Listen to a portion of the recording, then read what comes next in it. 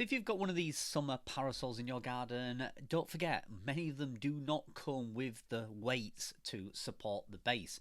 So this is a Yaheetech parasol, and the base is actually theirs as well. So they've kindly sent me this because the parasol didn't come with one. I wanted to do a full review on it, and they sent me this in return for a video. So I really appreciate them doing that. Super simple instructions. It literally is 4 squares you can see here, and they form up a square base.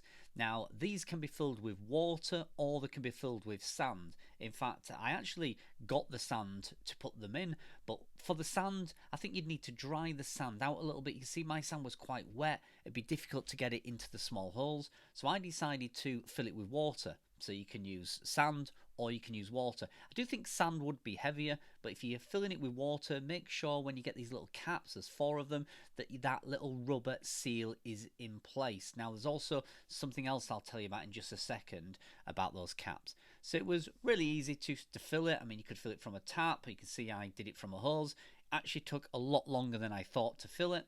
The thing about these is do not over tighten them. So this first one I accidentally over tightened it, and I think I might have threaded it. It still had a good seal because of that rubber washer inside, but just be very careful not to over tighten them. So then just repeat the process, fill all of them with as much water as you can. Like I said, sand will probably be heavier, but water is also good for putting away in summer. Tighten those, like say, finger tight, not too tight. You don't want to break that thread on there. And that part goes in the middle. So where the water is, it goes in the middle. So all the entrance to the water points to the middle. And then it forms a nice square, and you have these metal brackets that just literally hold them all together. And you can see with these in, there's no way that base can come up because it's all linked together. They're all interlinked, making it really super heavy. You can see the little water inlets there. Forms a really nice sturdy base, rock solid.